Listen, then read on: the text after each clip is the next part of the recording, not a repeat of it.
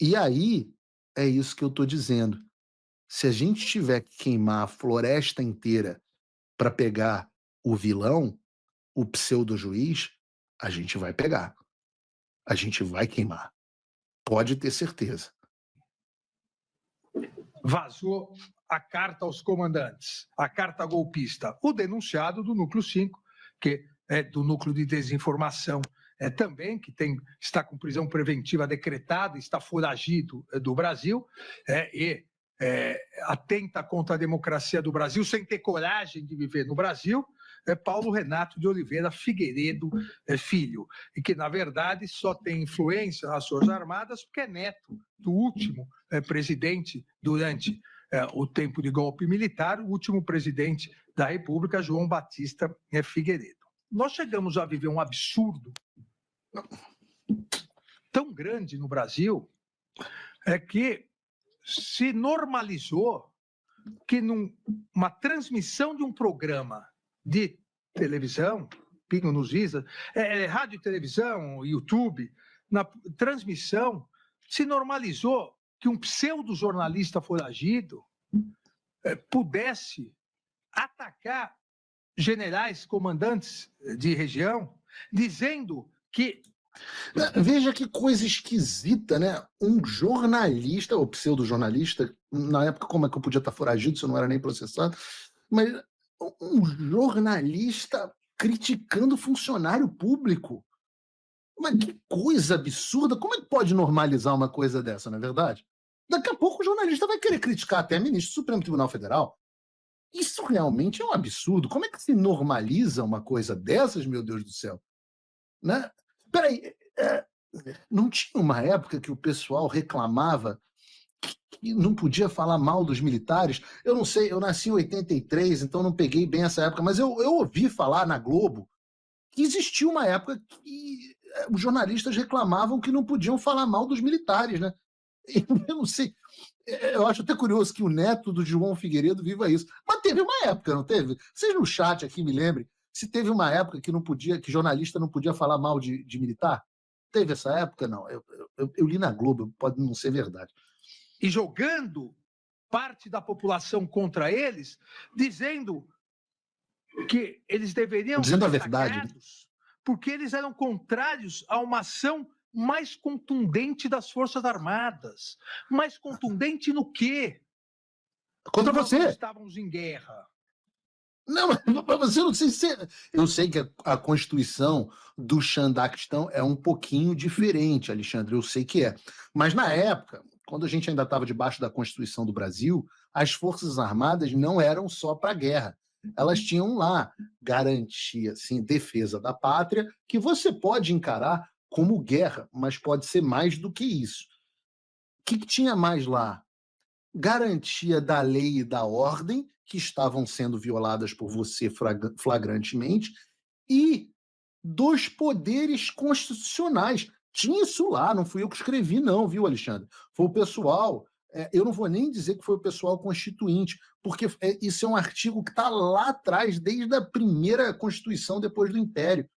Então, sei lá, né? Talvez seja isso que eu tivesse me referindo. Mais contundente para acabar com o Estado democrático de direito. Não, para restituir. Não há nenhuma dúvida aqui nessa sequência. Para restituir o Estado democrático de direito. Tanto que a acusação destaca exatamente isso, que Figueiredo Filho utilizou de sua posição de comunicador para pressionar e provocar a cooptação do alto comando. Comunicador não é a mesma coisa que jornalista, não? Ou é pseudo-comunicador? E devemos nos lembrar que aqueles oficiais, generais que defenderam estão todos mamando na teta agora. Como todos deveriam fazê-lo, eles foram atacados Constituição do Xandaquistão. pelas bolhas golpistas de redes sociais, seus familiares foram xingados, seus filhos, filhas, netos, netas, esposas, tudo dentro dessa organização criminosa. Ainda, Bernardo Romão Correia Neto, além de ter encaminhado para o denunciado Fabrício Moreira de Bastos, também encaminhou no mesmo dia 28 a carta ao comandante do Exército, a carta golpista, ao réu colaborador Mauro César Barbosa Cid. Então a carta existiu. Onde ressaltou a intenção criminosa ao colaborador que apagou o documento.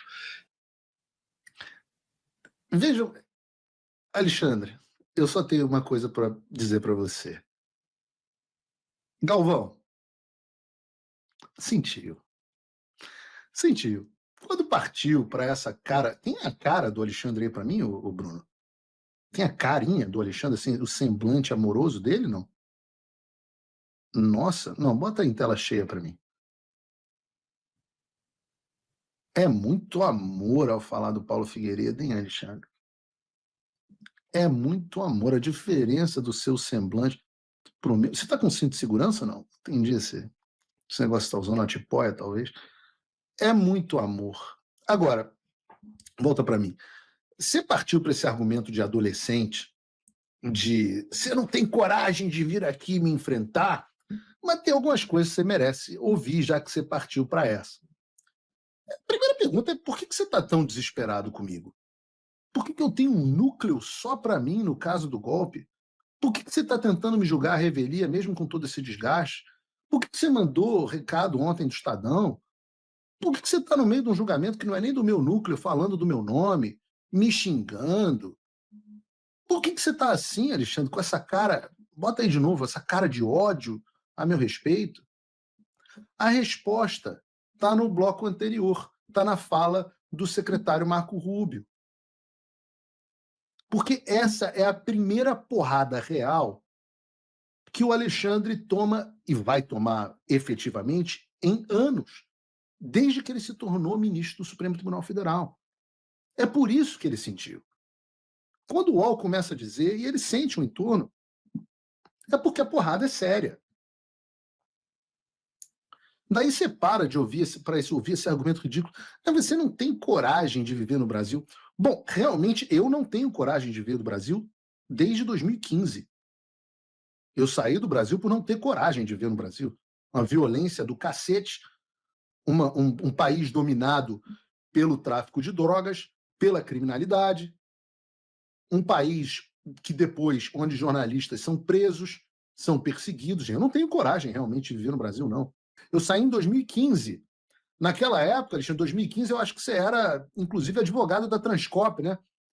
Aquela empresa que parece que lavava dinheiro para o PCC, né? Então, eu não tenho coragem realmente de viver num país onde o ministro da Suprema Corte advogava para a empresa que lavava dinheiro para o PCC. Eu não tenho coragem mesmo. Não estou dizendo que você é envolvido, mas eu não tenho coragem de viver num país desse. Não tenho elementos para dizer. Né? Agora, toda essa raiva, Alexandre, deve estar te deixando meio confuso. Confuso. Porque como é que eu vou ter coragem de retornar ao Brasil, Alexandre, se você caçou a porra do meu passaporte brasileiro em 2022 e mandou, inclusive, informar o governo americano e proibiu o consulado e a embaixada brasileira de emitirem novos passaportes para mim? Então como é que eu vou ter coragem de ir ao Brasil? Eu não tenho como, você tomou meus meios. Não posso nem com outro passaporte, que agora, para entrar no Brasil, inventaram uma maluquice, você precisa do passaporte brasileiro.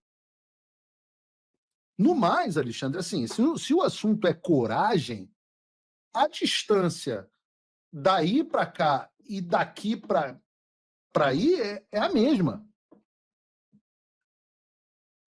Eu, inclusive, já falei para você viajava muito para os Estados Unidos. Eu lembro você em Nova York dando palestra. O que houve que você não vem mais? Você não é machão? A distância é a mesma, pô. Você quer falar, tá querendo me enfrentar? Porra, a gente gosta disso, é o que eu mais gosto. Agora, será que você é corajoso mesmo de sair aí do Brasil, vir aqui falar essas coisas, aqui nos Estados Unidos, sem, tipo, 10 seguranças? Eu duvido, eu conheço teu tipo. Vira tchutchuca rapidinho. Primeiro enfrentamento afina. Porque eu digo isso sem segurança, eu digo isso literalmente. Porque até dentro do STF. Vejam, ontem, na sessão, enquanto o doutor Chiquini fazia uma contundente e indiscutível sustentação oral, esses dois aí, que estão aí na tela marcados, né, além de todos os policiais legislativos, num dos prédios mais seguros do Brasil, Esses dois aí, Alexandre, são ou não seus seguranças pessoais? O da direita é ou não é o capitão Macedo, cujo processo você está cobertando? O capitão Macedo é aquele dos diálogos da Vaza Toga, sabe, que está sendo investigado por fornecer pesquisa clandestina policial a você, Alexandre? Aquele que, no momento em que a juíza pediu para ouvir o segurança, o teu segurança, você mandou o processo subir para o STF?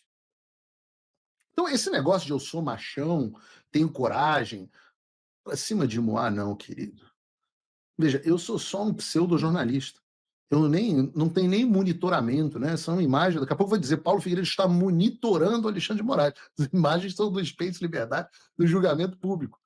Mas eu tenho olhos e ouvidos e boas fontes, Alexandre, inclusive bem perto de você. Bem perto de você. Por isso que eu sabia quando você ia encontrar o comandante general Tomás Frajola, esse que você estava elogiando e puxando o saco aí agora no julgamento. E daí você vem com a ideia de que eu estou foragido. Bom, olha, em primeiro lugar, eu tenho que ser bem sincero. Como não consta nenhuma prisão preventiva contra mim, eu imagino que você tenha decretado essa prisão em sigilo ou tenha decretado nos últimos dias e ela ainda não foi despachada. Tudo bem. Obviamente, isso já era esperado por mim e é absolutamente inócuo. Porque, assim, a verdade é que eu não posso estar foragido na mesma casa em que eu vivo há 11 anos. Ninguém fica foragido onde mora. E ninguém fica foragido sem um passaporte para poder voltar ao Brasil. E mais, eu estou num país que tem acordo de cooperação com o Brasil. Os Estados Unidos têm acordo de cooperação com o Brasil. Tem tratado de extradição, tem EMILAT, tem convenção de Haia. Então, não tem como eu ficar foragido aqui nos Estados Unidos, né? A não ser que as suas ordens sejam ilegais e sejam recusadas pelo governo americano e que a sua ordem de prisão seja recusada pela Interpol. E não vem dizer que é porque eu sou amigo do Donald Trump, não. Porque suas ordens foram recusadas lá na Espanha pelo governo de esquerda da Espanha e foram recusadas aqui nos Estados Unidos pelo governo Biden. Que vergonha, Alexandre. Então, talvez, só talvez, quem não tenha coragem de mandar as ordens, as citações e os pedidos de extradição, seja você. Eu não posso ser foragido de ordens que eu desconheço. O nome de gente que fica cercada de segurança, de quem gosta de ficar no país onde é ditador, é basicamente aquele que aponta uma arma para a cabeça dos outros e posa de machão. O nome desse tipo de gente, Alexandre, é covarde. No fundo, você não passa de um velho e bom covarde que gosta de bater em velhinha do 6 de janeiro, de mulher que pinta estátua de batom, de Débora. Você gosta de bater em quem é fraco. Só tem um problema. Na minha mão, você vai se fuder, porque eu sou o cão pastor. Eu tenho o mesmo dom da agressividade de vocês, os lobos, só que eu defendo as ovelhas. E eu tenho do meu lado alguém que faz todo o seu poder parecer insignificante. Eu tenho alguém aqui me protegendo que faz você parecer um nada. Você está achando que eu estou falando do Donald Trump? Não. Eu estou falando do Senhor dos Exércitos. Eu estou da mesma forma que o Davi não foi para o confronto direto para trocar soco com Golias, eu vou daqui de longe, com a minha funda, com a minha atiradeira, acertar uma pedra, em breve, metafórica, Alexandre, no meio da sua testa. E aí você vai saber quem é o Senhor. Tem um louvor aqui nos Estados Unidos, eu não sei como é que essa música, acho que não tem versão em português, que diz que o meu Deus é maior que você. Que se eu falar para as montanhas, elas andam. É hora delas se moverem, elas se movem. Não pense que eu sempre falo, eu sou um imigrante, um pobre jornalista, ou melhor, né, um pseudo-jornalista, Não pensa que eu estou fazendo nada dessas coisas, não. Não tenha medo de mim, não, Alexandre. Não se desespera. Tenha medo da mão poderosa da providência. Tenha medo da mão poderosa da providência. Aliás, tem a imagem do Metrópolis aí. Você me chamar, ficar me esculhambando e tal, seu vídeo me esculhambando, esse vídeo aí teve milhões de visualizações, você me chamando de pseudo-jornalista rendeu até manchete. Se esse país, Brasil, vivesse uma democracia, você estava sendo processado. Mas eu não sou, obviamente, infantil e tolo a ponto de achar que existe justiça no Brasil. Mas, olha, se eu sou um pseudo-jornalista, porque não tenho o diploma que o William Bonner tem, que o William Bonner também não tem, aliás, né? Se com todas as coisas que eu fiz, dá para falar aqui algumas, né? Nesse momento aí, essas transmissões de televisão, esse comunicador, ele liderava, ele tinha um programa da TV jornalística, de um canal de jornalismo mais assistido no Brasil, com mais do que o dobro da audiência do segundo colocado. Você podia somar a Globo News e a CNN, e às vezes tinha o dobro da soma dos dois canais, os Pingos nos Is. Em 2022, os Pingos nos Is ganhou 2 prêmios IBEST. 2 prêmios IBEST no ano que eu estava, em parte, à frente do programa. Eu não estava sozinho, não. Tinha muita gente boa, inclusive, que me antecedeu. O outro programa que eu também fiz parte, o Morning Show, na época, ganhou, também ficou no top 3 do IBEST, perdendo, inclusive, para o próprio Pingo nos Is. Aqui nos Estados Unidos, eu sou contratado do 3º maior jornal dos Estados Unidos, um jornal que circula, inclusive, dentro da Casa Branca. Sou contributor, né? Contribuinte, sei lá, do canal de televisão que o próprio presidente dos Estados Unidos assiste. Tenho artigos publicados nos maiores jornais do país. Tenho, por um acaso, carteirinha de jornalista, que bonitinha, de organização internacional. Tenho um dos maiores cursos de jornalismo do Brasil, com mais de 1.000 alunos. Uma coisa ou outra, né, sobre jornalismo. Eu acho, você também já chamou o Constantino de pseudo-jornalista. O Constantino ainda é um jornalista no Brasil com mais accomplished, né, com mais sucesso e track record que eu. Aliás, um abraço para o Rodrigo, aqui, com quem eu tive o prazer de falar hoje de manhã, e me disse que está se recuperando bem.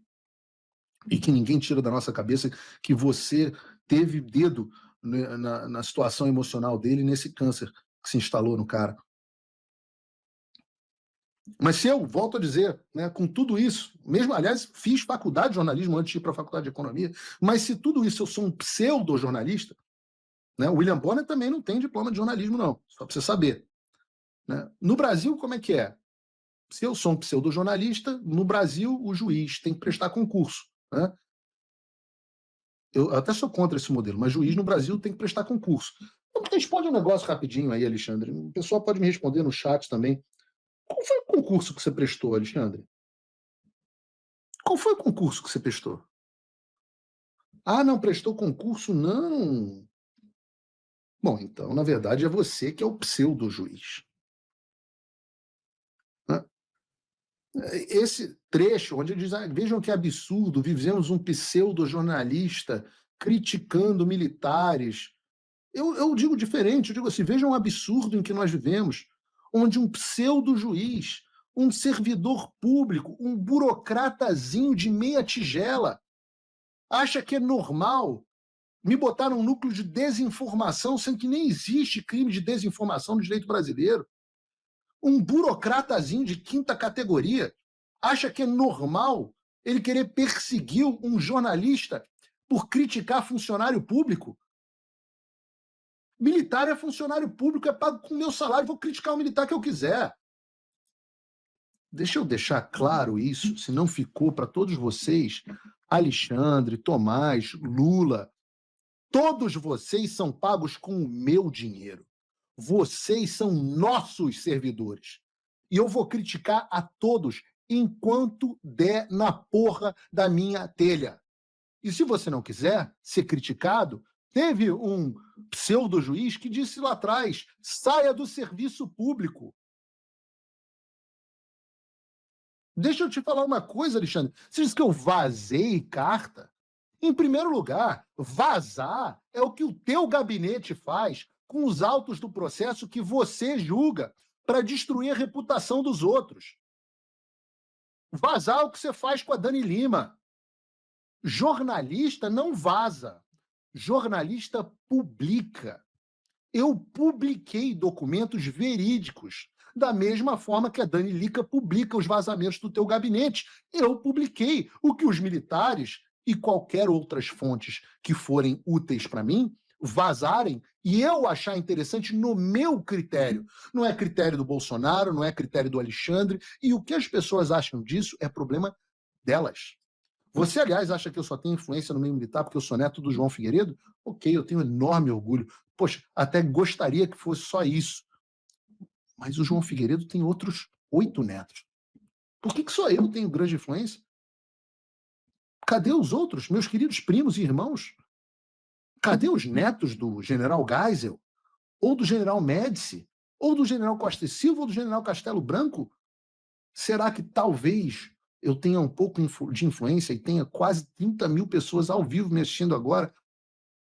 E tem influência nos meios militares, especialmente porque eu dei e dou voz a uma tropa que é honrada, patriota e que está de saco cheio desses milico de 5ª categoria melancia no alto comando, igual o general Richa, igual o general Stumpf, especialmente igual o general Frajola e outros que entraram no alto comando depois que o Lula assumiu. Talvez seja isso. A carta que eu disse, que você diz que eu vazei, existia ou não existia? Eu que escrevi a carta? Eu assinei a carta? Eu incentivei a carta ou eu reportei sobre a carta? Todos os militares que eu disse que eram melancias, esse aqui e outros que eu nominei, todos se deram bem ou não? Eu estava certo? Você que falou. Eu disse que cada um deles é agora. Então será que tudo que o pseudo-jornalista, aquele que avisou o que ia acontecer com o 8 de janeiro, que você ia instrumentalizar aquele incêndio no Reichstag para você se tornar o ditador do país, tudo que esse pseudo-jornalista disse que ia acontecer, aconteceu. Agora, os jornalistas de verdade, tipo Dani Lima, disseram que era tudo mentira, etc, etc. E esses é que são os jornalistas de verdade, né? Só no teu mundo bizarro de pseudo-juiz. Acho que está bem respondido, Alexandre. Você está com raiva de mim? Você se prepare que você vai ter muito mais raiva de mim nos próximos dias. Nas próximas semanas, talvez. Quem sabe menos. Você vai ter muito mais raiva de mim. E eu já disse, ontem eu ilustrei o Batman Dark Knight várias vezes, né? Tem um momento onde o Bruce Wayne pergunta pro Alfred: como é que vocês pegaram aquele bandido em Burma, né, na Birmânia, que vocês não conseguiam pegar de jeito nenhum? E o Alfred diz: a gente tacou fogo na floresta toda. Eu estou disposto a tacar fogo na floresta toda para te pegar.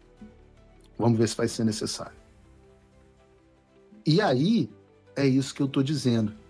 Se a gente tiver que queimar a floresta inteira para pegar o vilão, o pseudo-juiz, a gente vai pegar. A gente vai queimar. Pode ter certeza. E aí eu não sei se o Brasil vai entrar num processo de acomodação ou se a gente vai queimar a floresta inteira. Mas isso aí vocês vão ouvir mais vindo aqui dos Estados Unidos num futuro breve.